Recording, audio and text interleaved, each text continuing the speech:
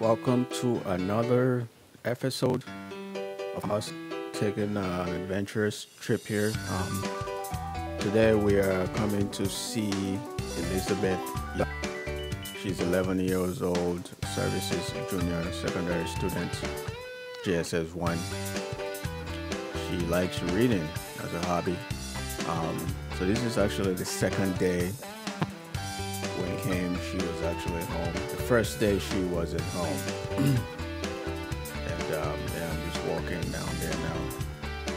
So I can have a quick conversation with her.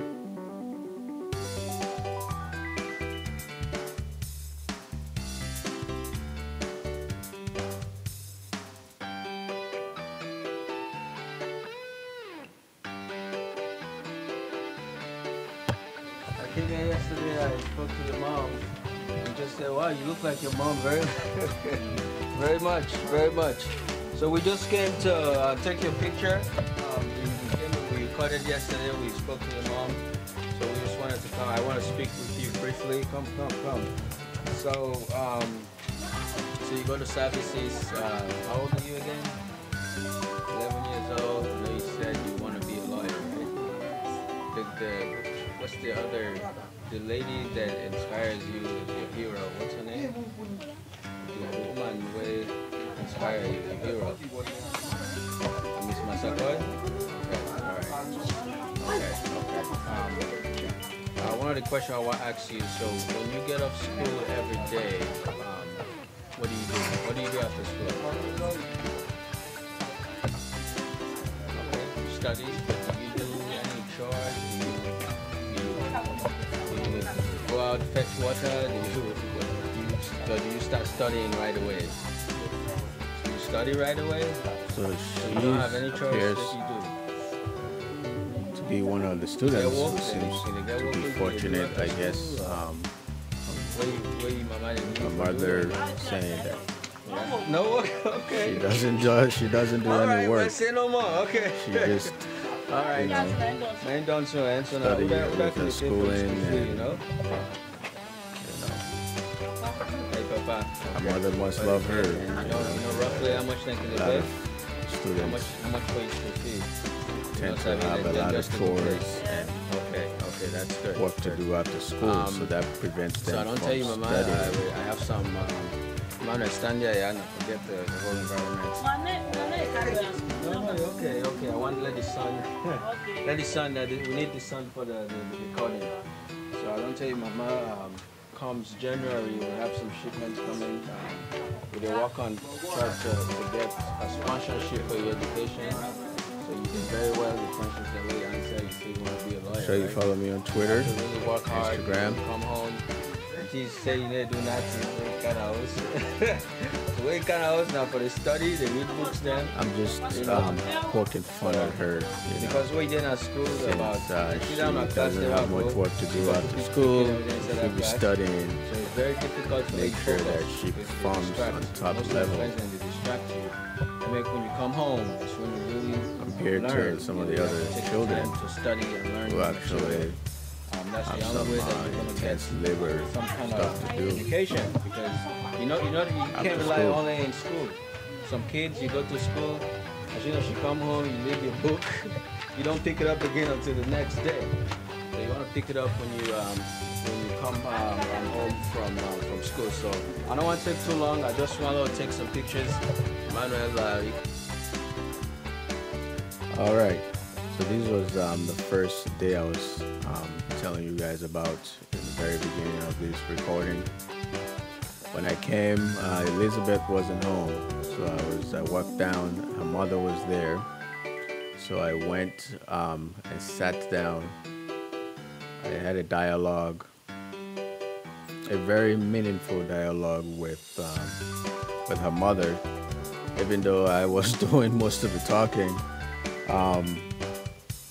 It was nevertheless, I thought it was a very important dialogue we had with the rest of her family, it appears, embraced us very well and had us sit down to have the dialogue. So, and throughout the whole dialogue, I was mainly speaking Creole, broken English, which obviously Creole comes in different forms. There's different dialects of it all over the world, which really came about to Africa like for example Suriname, the countries Suriname and Guyana and what is it? The other one next to them, the French Guinea. Those countries all have dialects of Creole, which was something that came about from, maybe you could say, the slave trade. A lot of it actually came about also from indentures, from when, I guess, when there were some plantations of sugar cane. So there was a lot of movements of people all over the world. When you go to like Jamaica,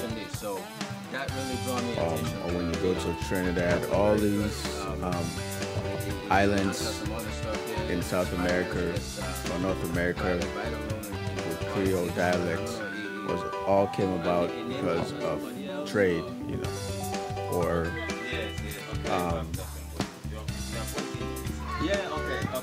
or in some sense slavery, however you want to put it. So Sierra Leone or Freetown, the capital, gaining those dialects is no exception. Came about with the return of slaves back to Africa. But that's the language I'm speaking here. Something that I learned from birth, because I was born in Freetown. So I'm just talking to my mother about just how I think the students should be performing, and their relationship in the house with their schooling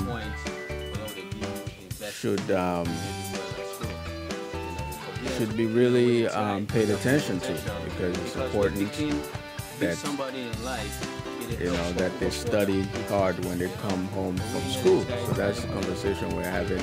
If you are a Sierra Leonean, you'll probably get in it a whole lot of the Creole I'm speaking, or even if you're a Nigerian or a Ghanaian, because like I said, Creole, the broken English, is a kind of a universal thing for a lot of people who can understand even a very small portion of it.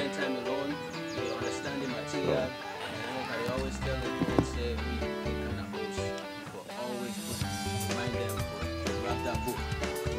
Whatever information the teacher gave you, if you set something, information for them, small books there.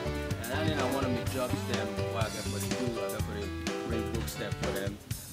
Educational tools will help them elevate to a certain level, because one of the challenges is that I don't realize a lot of the schools here, they don't get the proper tools. So yeah, once again, I'm just talking about how giving students the right tools in a place like Freetown is incredibly important when they have the right tools to learn, to be educated. Having the right tool could be something as simple as a notebook to write on, a pen, a pencil. Believe it or not, most of these kids in Africa, it's not easy for them to get these simple things because of poverty. I always like to stress, yes, Africa is a very rich country. There is a whole lot of places, people who are very rich, beautiful place. Nice beaches like Freetown, for example. There's a wealthy amount of people, disproportional, you know. But the reality is, it's a very poor country, right? I don't like when people like to sugarcoat it, acting like Africa doesn't have a huge amount of disparity, you know. But you know, us the young ones can make the changes, and that's what I'm doing. You know, we need to put that message out there. It has potential to be great. All right.